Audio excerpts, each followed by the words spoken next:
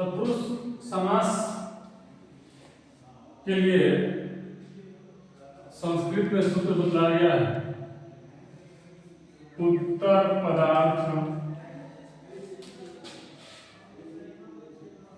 प्रधान तत्पुरुष।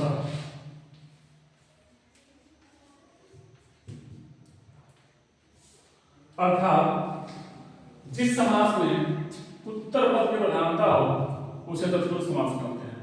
उत्तर पद का मतलब होता है, उत्तर पद का मतलब है बाद वाला पद, बाद वाला पद। इसको अंतिम पद भी कहा जा सकता है, अंतिम पद भी कहा जा सकता है, ठीक है। लेकिन इस परिभाषा से समास का निश्चय करना थोड़ा सा कठिन होता है, क्योंकि यहां पर दिया हुआ है उदाहरण राजपुत्र, इसमें दो पद है, एक है राज और दूसरा है पुत्र, अर्थात राजा का पुत्र। अब इसमें कोई कहे कि यहाँ पुत्र की प्रधानता है, राजा यहाँ प्रधान नहीं है, तो थोड़ा सा अटपटा लगेगा। कोई भी यही कहेगा कि राजा और पुत्र में राजा प्रधान होगा, पुत्र प्रधान नहीं होगा, क्योंकि राजा के बाद ही पुत्र आता है, तो पुत्र की प्रधानता नहीं होनी चाहिए। तो इसका निश्चय करने के लिए एक छोटा सा उपाय है कि राजा और पुत्र में प्रधान कौन है, इसका निश्चय करने के लिए हम क्या करेंगे, इसके साथ एक हम क्रिया लगाकर वाक्य बना देंगे।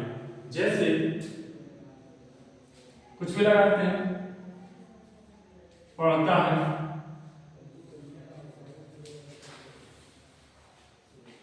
या जाता है,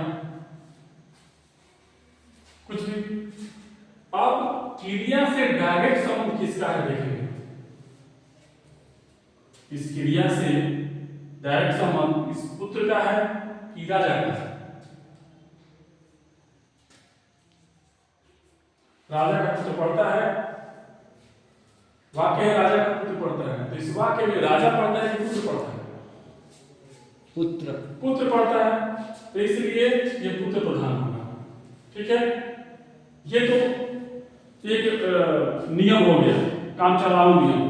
लेकिन एग्जैक्ट नियम की बात करें, परफेक्ट नियम की बात करें, जिससे हम तत्पुरुष समास को आसानी से पहचान सके, उसके लिए है कि दो, जब हम ये समासिक समस्त पद जब मिलेगा और समासिक समस्त पद का जब विग्रह करेंगे, तो विग्रह करने के फलस्वरूप देखेंगे कि दोनों पदों के बीच में द्वितीय से लेकर सप्तमी तक की कोई न कोई विभक्ति से निश्चित रूप से आएगी।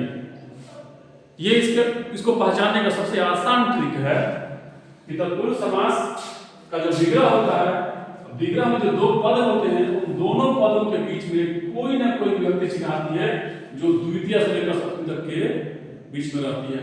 जैसे यहाँ देखें तो यहाँ पर षष्ठी विभक्ति है, यहाँ देखें तो षष्ठी है, यहाँ पर देखें षष्ठी है, यहाँ षष्ठी है, यहाँ सप्तमी है, यहाँ पर सप्तमी विभक्ति है अधिकरण कारक है। यहाँ पर देख रहे हैं राजा का पुत्र, तो यहाँ पर षष्ठी विभक्ति है यानी संबंध कारक है। यहाँ पर देख रहे हैं तो ये कर्म कारक है, ये कर्म कारक है, कुंभ को बनाने वाला। यहाँ पर देख रहे हैं तो ये कर्म से भी ये तृतीय विभक्ति है यानी कर्ण कारक है। यहाँ पर देख रहे हैं तो ये चतुर्थी विभक्ति है यानी संप्रदान कारक है। फिर यहाँ देख रहे हैं रोग से ग्रस्त, यहाँ पर भी पंचमी विभक्ति है, ठीक है। और यहाँ पर देख रहे हैं पाप से मुक्त, नहीं यहाँ पर तृतीय है, रोगेण ग्रस्त होता है, रोगेण ग्रस्त रोगग्रस्त, ये तृतीय विभक्ति है, यहाँ पर पंचमी विभक्ति है, ठीक है। यानी ये कर्ण कारक है और ये अपादान कारक है।